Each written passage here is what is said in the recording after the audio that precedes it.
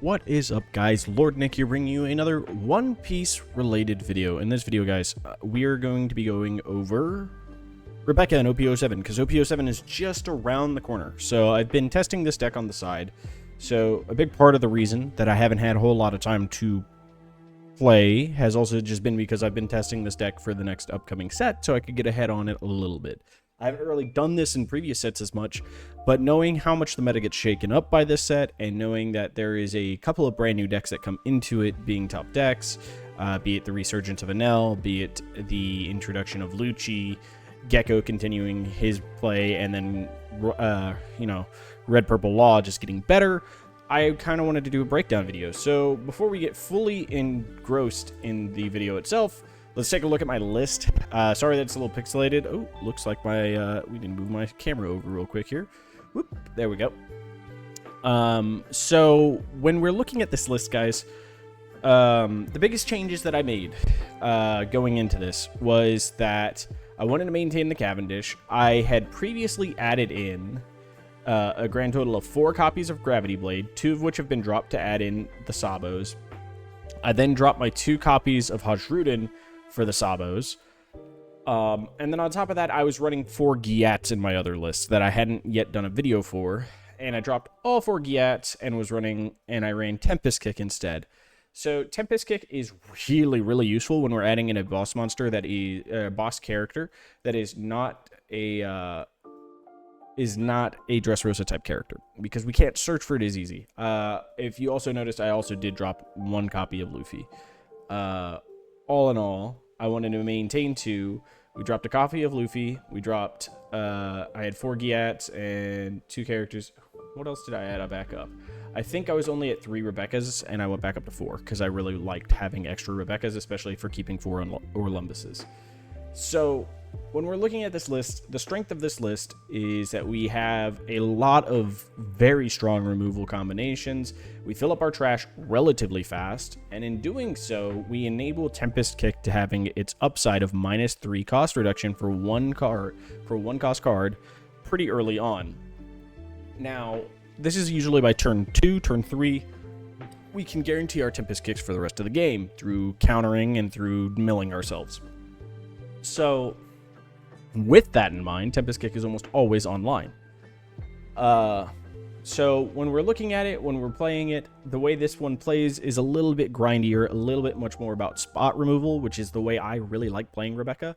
It still has the Luffy Kongun potential. It still has the Kiroses. It still has the Orlumbuses. It still runs the Colosseums. It still plays very Rebecca-esque. Just some of the biggest changes was to add in more cards that assist us with the cards that are not Dressrosa type. Sabo is just such a good top end in comparison to Gecko Moria for this list specifically. And a big reason for that is that he removes 2 characters on play. Gecko most of the time is going to remove 1, maybe 2 if we've set it up with an Orlumbus and something else to be KO'd. But most of the time he's going to remove 1 character, which is good, but it's not necessarily great. Whereas something like Sabo is almost always guaranteed to get 2, because a base 5 cost reduction kill is good on its own. Plus any of our cost reduction guarantees that the 3 cost killer gets something as well. Now this card is also just helps us with the Enel matchups as they started adding in more of the Ohm Holy is becoming more consistent in a lot of the lists that I've seen, and thus this card then removes those. So let's get into the next one. Oh, I gotta press this button. So what decks are we gonna be talking about in this video, guys? Well, we're gonna be talking about the meta leaders. We're gonna be talking about Gecko. We're gonna talk about Enel. We're gonna talk about Rob Luchi. We're gonna talk about Law. We're gonna talk about our game plan versus each of these and what my general win ratio versus each of these decks is so far. So for 3 of them, it's pretty easy for me to come up with a win ratio. With Luchi, it's very spotty. I've only played against him about 5 times. So I'll get that one out of the way real quick. Let's get all the win ratios out of the way. So far, my Gecko win ratio is now 50-50. At the beginning of OP06, it was pretty high for Rebecca. Then again, I knew the list inside and out. People were still trying to figure out how to play Gecko Moria efficiently. So Moria over time has just become more and more consistent. People have figured it out a lot more. They know how to play it. They know what most matchups are going to be like. And so it's a lot harder for me to actually grind him out and win it all the time. So I'd say it's much closer to 50-50. If anything, it's slightly favored in the Moria matchup to the Moria. So it might be 55-45 to Moria. Now, as for the Enel Rebecca matchup, despite many Enels on the sim knowing how to play the Rebecca matchup still somehow, it's still Rebecca favored. At this point, it is Rebecca favored. As long as you have Luffy and as long as you have Kongun, it is still favored in yours, because the Kongun just gives you such a huge added bonus for getting through them. On top of that, the Luffy is just such a strong card, it's very difficult for them to deal with. I would say I win this matchup about 70% of the time, lose it about 30%. And I think that's a relatively fair assertion of how often it is that I beat this matchup now. I have very little fear of the new cards that he is getting, but we'll talk about that more when we get into the matchup breakdown. And then for Rob Lucci, I kind of have to consider him somewhere in the same neighborhood as Gecko, or as Moria. That being said, I don't think he gets his characters back as consistently, so my spot removal, my ability to deal with it, might actually prove a little bit more difficult for him. So if that is the case, then I will probably fare against him a little bit better. The biggest reason that Gecko Moria is so difficult for Rebecca is that he can bring back the characters that I KO so consistently well that it becomes very difficult for me to maintain tempo while he is then removing my characters and back as I've removed his. And he just does it a little bit better than me. And as for the Red Purple Law, I would say that the matchup has gone, up into this set, has gone about 50-50 for me. It started off really badly with all the new cards for it. It felt like an insurmountable odd. I have now consistently at locals been able to beat about half the Law matchups that I come into. I know in OP08 that's not going to be the case if he stays around, but in OP07 he does get some new tools as well, which will be somewhat difficult for me to deal with. The Sanji in particular is going to be something that is going to be really hard for me to deal with pretty early on. So it might be that this is going to be getting worse as this matchup goes on, but once more, I've not been able to practice it in the OP07, but I would guess that its matchup is probably going to go 60-40 Law favored, maybe up to 70-30. So if you can tell here, Gecko Moria, 50-50, maybe 55-45 leaning Gecko. 70-30 leaning Rebecca into the Enel. Rob Lucci is probably going to be somewhere around 50-50, maybe 55-45 leaning in the Rebecca favor, and that's because I can bottom deck a lot of his characters that are important for him and probably get more tempo that way. And then into the Law matchup, it's leaning Law favored 60-40. So let's start off with Enel, as it is our best matchup, and it's the matchup I can break down the easiest here. So in the Enel matchup, the reason why this matchup is so easy for us in comparative to other characters is he lets us hit him early. Now, people might be like, well, you get to run Pudding, that's why it's easy for you. Well, I don't run Pudding, and I still win this matchup very often, and the biggest reason for that is as he gets to the point in the game where he is trying to cheat out his 7-drop Enels, I can drop a Luffy, and I'm going to get counter out of his hand because he cannot keep them alive any other way. So if I drop a Luffy, and say I decide to put all my Dawn on him on a turn, and he has 2 Enels on board, I'm swinging a 10k into an Enel. That is two 2k counters out of his hand, just gone. He has to give them to me. Then I swing another Luffy swing into an Enel. Okay, let's say he doesn't have another 2k sitting in his hand, because sometimes that does happen when I've been putting threat on his board state prior to that. He won't have that. So, okay, he loses one of his 2 Enels. He then has the choice. Does he go for my face constantly, or does he try to clear my Luffy? And if he tries to clear the Luffy, if he does it with the Enel swing, he just gets it. I don't care, because I can get the Luffy back, or I probably have another Luffy, or I have a Cavendish. I have so many ways to deal with the Enel. It is not a problem. Now, you might be thinking, well, the Luffy is important. It prevents the 7 drops from being able to use their ability. If he uses the ability when he's at 1 life to keep it alive and then gets his heal, if I have 3 attacks, he has lost the game most likely, because I will just finish him off. A Kongun swing with my last character pretty much guarantees I win the game. So I can churn out his hand pretty well. I will destroy his board state so consistently that he then has to rebuild it, which means he doesn't get to keep as many cards in hand. Even if he cheats them out of life, I generally have ways of dealing with this pretty consistently. Mind you, not always, but relatively consistently. So when we're looking at important cards for this matchup, I've already kind of mentioned the 2 most important ones, and that is going to be Monkey D. Luffy and King Kong Gun. King Kong Gun is our finisher. With a Luffy, it is a guaranteed finisher. If he is at 1 life and I swing my Luffy into him, a 16k Luffy because I plus 6 here, and that puts him to 13, I just put 3 more Dawn under him. So that leaves me with an additional 4 Dawn to put on any of my other characters. If his life is not a Veggie, if he does not hit a Veggie in either of his 2 life here, he loses the game. Because my first swing is in to clear the life. He gets to heal. My second swing is going to be a 7k with a character, 7k with another character, which one of those will most likely go through. Because at this point, I am swinging at him when he has 4 or less cards in hand. Usually. Sometimes he'll have 6. But if he has 6, I'm pretty much guaranteed that 1 or 2 of those is a dead card. And if they're not, I'm pulling 1Ks out of his hand. It's very unlikely they will have like 8 2Ks in their hand. Now, with the new set, they do get a couple extra 2K options like Frankie. It's still not that big of a deal. We have ways of getting through it. We have ways of dealing with it. I'm perfectly content with my win condition and my strategy. And a lot of the decks that I've seen in OP07 move to this kind of Starve Enel strat. And if they go to the Starving strat, I actually just do better into them. But Kong Gun just guarantees it. They need a Veggie to survive the Kong Gun turn, and that is praying for one of they have 4 copies of it out of their 50 cards. Their chances of it is really, really low.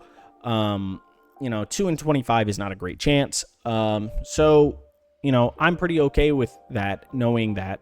And like I said, I've probably choked out a couple cards out of their hand at this point, quite a few cards out of their hand at this point. It's a pretty guaranteed win condition. Really, you just have to survive the mid game and just remove characters until you can stick a Luffy with a Kong Gun ready to go. That's it. That's how the win matchup goes. It's not a hard strategy, and there's very limited stuff they can do as they don't run as many blockers as they used to. All right. Onto the kind of iffy matchup is the Moria matchup. So Moria matchup breakdown is a little bit more difficult here. The biggest reason for this is our Kuroses need to hit early. We need to have them on board. Kuros is an important card in this matchup because it is a card that is very difficult for Gecko to actually remove. That being said, the biggest importance to this matchup is maintaining yourself at 4 cards at the end of your turn. If you do this, his Pironas are permanently turned off, and he has to keep adding them back to his hand as just a 2K. And if that is the case, you're kind of okay because he's not going to be developing them as a board state kind of character. On top of that, he really needs to have multiple copies of Hogback show up, because that's the only way he's getting his 8 costs back if we actually kill them. And so, generally, outside of 4-drop Borsalino hitting the board or a Sabo that's stopping us from lethal, you are going to save your Gravity Blades to remove his Hogbacks, mainly. You can use them to remove his Morias as well. It's perfectly fine doing it against that as well, or his Luchi, whichever you think ends up being a bigger threat. For me, it's definitely the Hogbacks, because at worst case scenario, if we kill the Hogback, he reanimates the Hogback, gets a 2K back to hand. It's a very annoying cycle we have to deal with. But we can prevent him from, getting his Morias out as easily by just bottom decking those with Gravity Blades. We have an unkillable character for him in Kuros, which is a permanent threat either to his board state or to his life. And thus, we offer a pretty big, substantial threat to him. So, what is our win conditions here? Now, there is a card I didn't mention, which is 8-cost Sabo, which is in the list, mind you. You all saw it was in the list. But 8-cost Sabo in this matchup is also almost as important as Gravity Blade, and that's because we're removing 2 of his characters in 1 turn, which is what he, does not like. If I can consistently remove 2 characters in 1 turn, and mind you, they can pretty often end up being a 4-cost and a Gecko Moria back to his trash, his game plan starts falling apart pretty bad. So, just like how Gravity Blade helps get rid of 2 of his characters to the bottom of his deck, and that's annoying for him, Sabo offers similar threat, because if I put 2 characters into his trash, one of which he could get back and one of which he can't, it's just as problematic for him and forces him on the defensive. He has to keep clearing my board, he has to start pulling up defense cards possibly, and keep adding those 2Ks back to his hand and keeping them that way and trying to do big swings into me, in which I just develop a blocker or 2, and it becomes very difficult for him to actually answer it. So while yes, Kuros is a very important part to the early strategy to keep board pressure, Sabo and Gravity Blade add a lot of pressure towards the end game to consistently remove and clear out his board, because he's going to be getting out 2 characters a turn, and we're lucky if we can do that consistently ourselves. All right, Luchi matchup. So Luchi matchup looks somewhat similar. You see, he relies on 8-drop Moria as well. He relies on having a lot of CP cards in his trash, and he relies on being able to spot remove a lot of my characters. So Kyros is a very important character against him. If he is not running a 6-cost Brook, it is a dang near impossible character for him to answer. And if that's the case, we have a massive advantage here of just having, I say advantage, but if we end up with 2 Kyroses on our board, that is 2 characters he has a very difficult time of trying to answer. And most of the time, he's not going to try to answer them. And that means they're basically guaranteed ways of killing his board. If that's the case, we're actually in a very good spot. We just guarantee that we're going to have a way of just dealing with him. Now, they do use Stussy, and Stussy is a very annoying top end for us, but the more annoying one would be Gecko Moria, as I said, because he fills the board up with some wide characters. So we want to try to avoid them, allowing him to do that, and so thus we really kind of rely on some of the same top end for dealing with his stuff, bottom decking some of his important characters, be it his boss characters or just some of the characters that are just annoying. One of the best characters to bottom deck, oddly enough, is going to be his Spandine. Sorry, I was going to say Spondum, and I was like, that's not it. It's Spandine. And the reason for this is there's only 2 copies, and that card allows him to keep recurring some really nasty combos, either with Rebecca, and potentially with Gecko. If we remove that card, he then has issues of trying to consistently keep a board state going. So that's kind of the card. They generally only run 2, so that is a card that we definitely want to bottom deck. Other than that, we bottom deck the top end, and we bottom deck anything that is sticky and annoying that is keep coming back and being a nuisance to us. Generally going to be the 4-cost Luchis, or something like a Stussy or Sabo if he runs it. Maybe an Isho. Gecko is the other option. So cards, important cards that didn't get mentioned in the matchup there. The reason these 2 cards are important, more so than the cards I was talking about removing his cards, Kyros, like in the Gecko matchup, is a card that is very difficult for this deck to get rid of. That being said, because of this is how we are going to probably win the game, is just by swinging our Kyroses in and getting cards out of his hand. He does not have a whole lot of ways of refilling his hand. His Rebeccas are his way of getting cards back to his hand. And likewise, that's not necessarily that consistent a thing. He has 4 of those, and once they're in trash, the only way he gets them back is by either putting them back with a Luchi into his deck, or using a Gecko Moria to bring them back. He doesn't have a whole lot of other ways to add cards back to his hand. So once his hand starts getting low, it's going to be kind of difficult for him to get cards back. Thus, we try to choke him out. And so the best way for doing this is threaten every one of his board swings with a Kyros on board, and Kyros is going to be able to remove that. The other card that is super important is Moncherie, as she adds cards back to our hand from our trash, which means anything he KOs that is between 3 and 5 costs that we need back, we can get back. And this forces him to have to answer, either through a KO of his own, or, which is, pretty easy with Luchis, but the other option is by just having to swing into it if he just doesn't have that option of Luchi. Or he could end up wasting something like a Kaku to remove a Moncherie, because it just is a permanent board threat. A permanent recursion threat. Not necessarily board threat, but a recursion threat. And that is big enough for most of my opponents to really not want to deal with this card anymore. So these are going to be kind of our important cards. A character that is very hard for him to remove, and a character that forces him to have to remove it, because she adds so much value back to our hand and allows us to choke him out of the game, which is generally how we want to do it. We want to remove some of his top end and some of his stickier characters and annoying characters, but on top of that, we want to recur more value than he does, because he cannot draw as well as us, and he cannot get stuff back from the trash as well as us. Last matchup, guys, is going to be Red-Purple Law. So this matchup is very difficult in general. Law can come out of the gate swinging pretty hard. And the only thing that gives us a chance against this is the fact that we run Cavendish as well.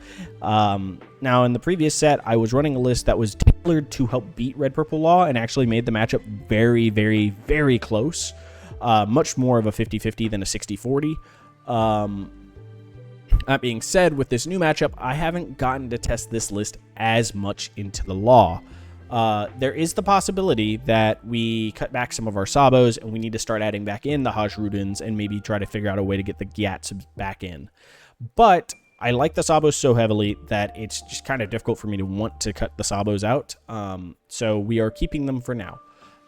So in this case, though, this deck actually gets bodied by Cavendish because he has the opportunity to remove 2 characters if we ever start developing characters. Luffy, for the same reason. Gravity Blades, same reason. And now Sabo. So now that we have multiple things that can deal with multiple characters, that is our win strat for dealing with him, is just keep repeatedly removing his board without swinging at his life early while developing blockers that he has to either keep using his Gordons and raise maxes to get rid of, or he has to try to get around, and he's not going to be able to do that consistently all of the time. The deck does have some moderate consistency issues currently, and that's because if they don't see rages, they don't get to draw. If they don't see queens, they don't get to draw. So if they run out of cards, I'm effectively just choking them out. I can choke him out relatively well, even if he's getting back 2 cards 1 turn. That doesn't necessarily mean anything if he's not able to put down consistent board threats that can survive my swinging into them. I have 2 Cavendishes and 2 Luffys that can kill active characters. I then have a Sabo, and guess what? 1 Sabo plus 1 one-legged toy soldier can clear 2 of his characters with ease.